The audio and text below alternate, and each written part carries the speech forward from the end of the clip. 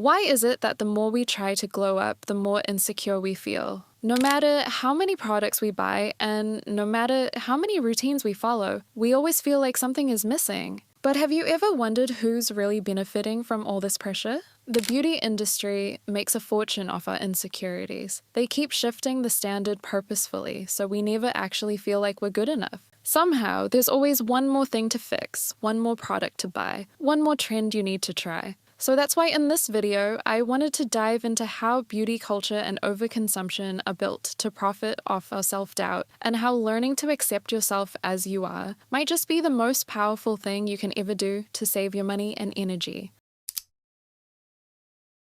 The beauty industry was never really about making people feel beautiful. It was always about making people feel insecure enough to keep them spending and consuming. The whole system works by making you feel insecure about how you look, then selling you products or treatments to fix those insecurities, and then shifting the standards again, so you're constantly trying to keep up with something new. If beauty standards were really about something timeless and true to everyone, they wouldn't change so much every few years, right? But they do, because if everyone could reach those standards, the industry wouldn't make money anymore. So here's the pattern. A trend blows up.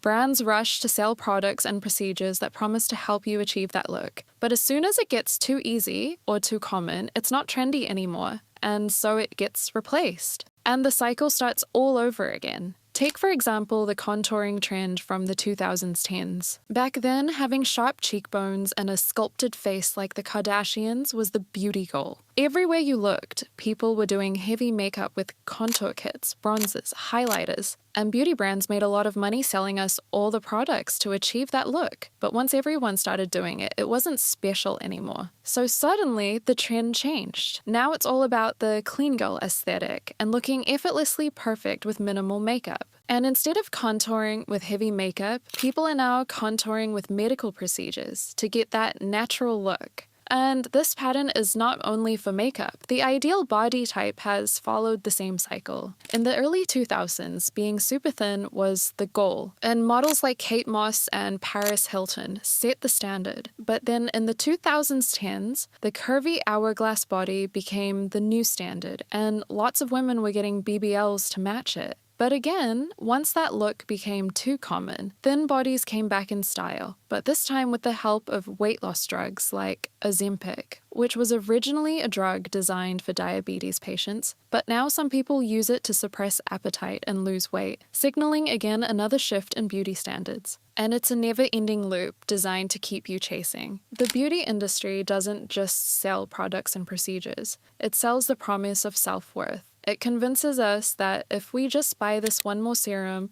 we'll finally feel confident. If we just book one more appointment, we'll finally be beautiful enough. But as soon as we get close, the standard shifts again. The truth is, this industry has never been about making us feel good and beautiful. It has always been about profit and control. It's a carefully designed game meant to keep us spending and never feeling good enough. And the sooner we recognize that, the less power these industries have over us. And of course, I'm not saying that all brands are evil and all brands are part of this toxic cycle. There are some amazing transparent companies out there that genuinely care about their customers. But what I'm saying is, it's important to stay mindful about what you're spending your money on and whether you're doing it because it genuinely makes you feel good or just because it's the current trend that will disappear in 6 months.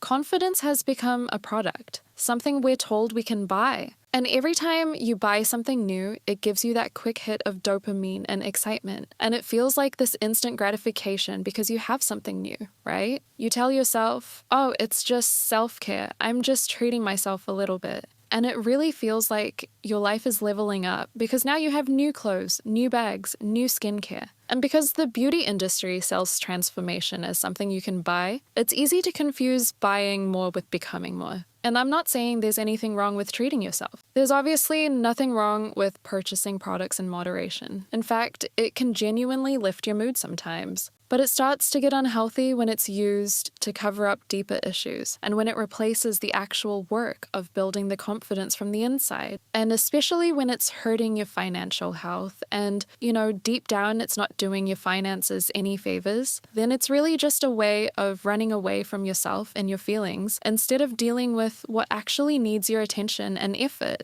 Confidence isn't something that can be bought. No matter how much you consume and spend money, you're not going to feel confident if you don't actually work on yourself and do the work that building confidence requires.